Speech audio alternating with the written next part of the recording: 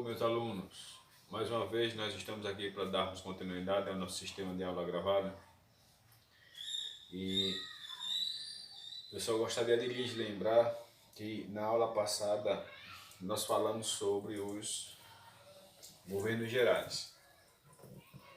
E só por uma questão de recapitulação do conteúdo anterior, eu disse que houve 3 governos gerais. O primeiro, governo geral de Tomé de Souza, o segundo de Duarte da Costa e o terceiro de Mendes Sá. Cada um com características típicas, qual nós analisamos na aula passada. Então, dentro dessa premissa, eu pedi para que vocês respondessem a atividade da página 23, 24 e 25, relacionado a um encartezinho da Confederação dos Tamoios. Na aula de hoje, dando seguimento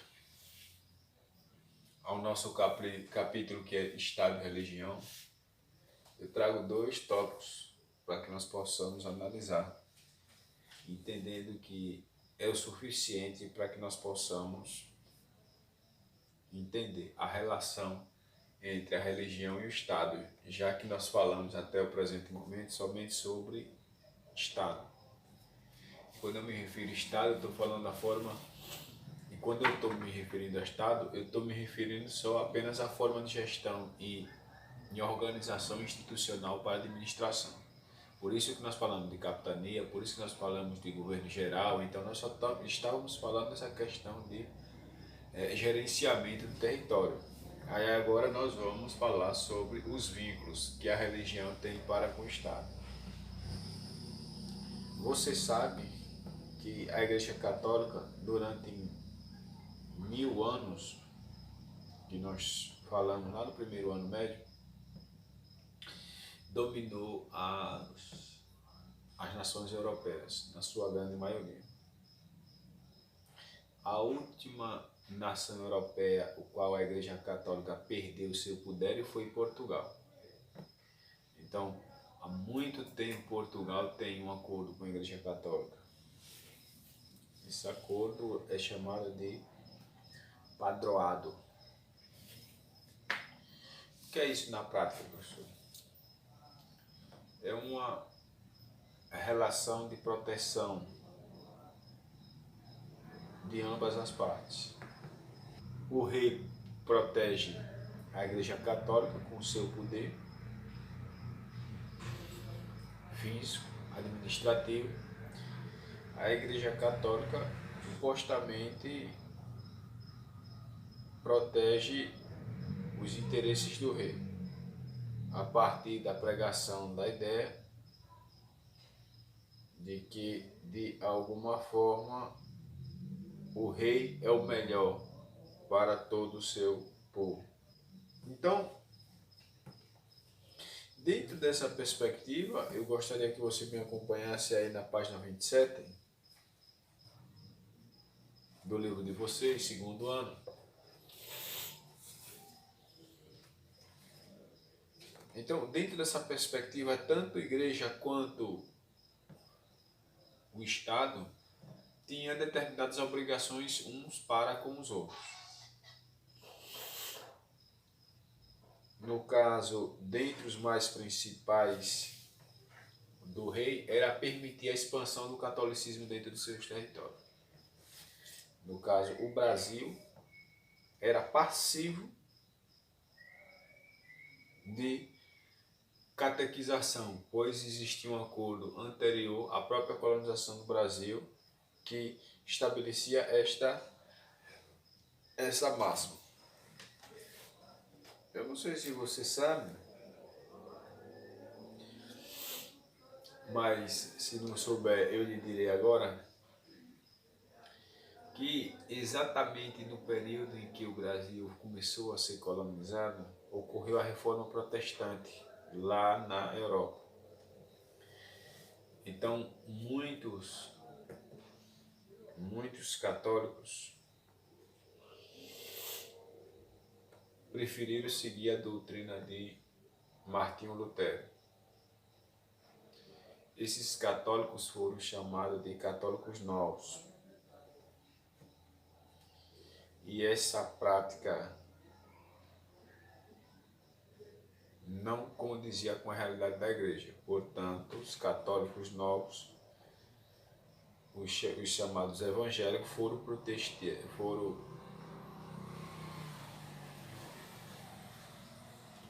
perseguidos pela igreja católica. Então, dentro dessa perspectiva,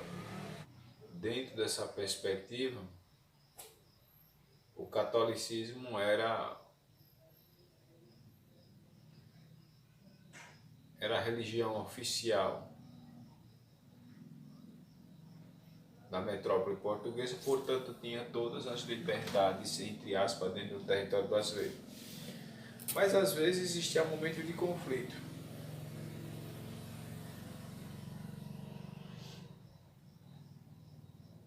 Existiam momentos de conflito. Como exemplo, nós vimos ou veremos em algum outro momento que várias rebeliões sociais tinham a participação de padres e bispos.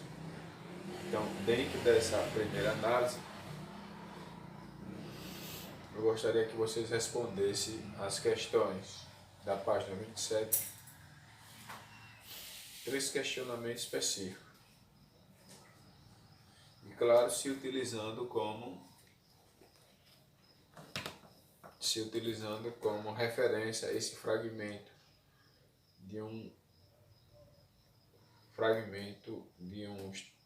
historiador, o qual você vai, de alguma forma, utilizá-lo como base para responder essas questões. O primeiro tópico já foi tratado na nossa aula. Eu gostaria de tratar sobre o segundo tópico, que é a questão da Inquisição no Brasil. Eu não sei se você sabe, mas quando a reforma protestante foi lançada lá na Europa, a Igreja Católica elaborou uma contra-reforma. Reforma protestante, resposta da Igreja Católica contra a reforma. O que dizia na contra-reforma da Igreja Católica? Tinha que se criar uma igreja mais forte e mais rígida. Para isso criou-se o Tribunal do Santo Ofício, que era o tribunal onde as pessoas que supostamente blasfemariam contra Deus seriam julgadas, e a Inquisição, que era o departamento específico da punição. É como se fosse uma espécie de polícia dentro da igreja. É claro que é atrelado ao tribunal, né? O fato é que essa Inquisição matou muita gente.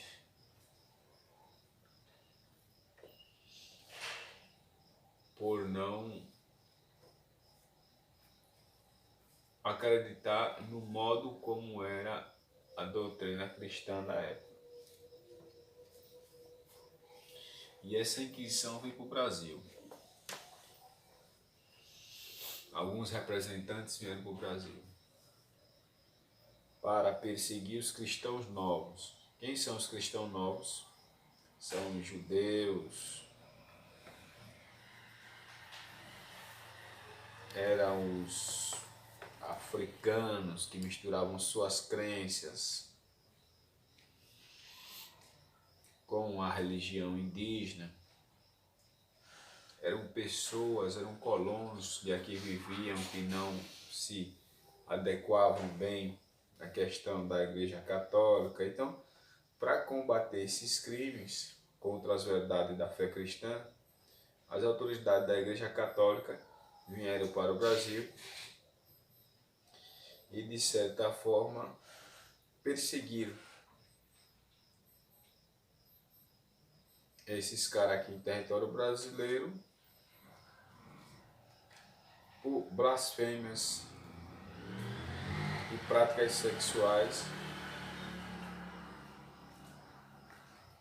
então proibida a prostituição, homossexualidade e assim sucessivamente.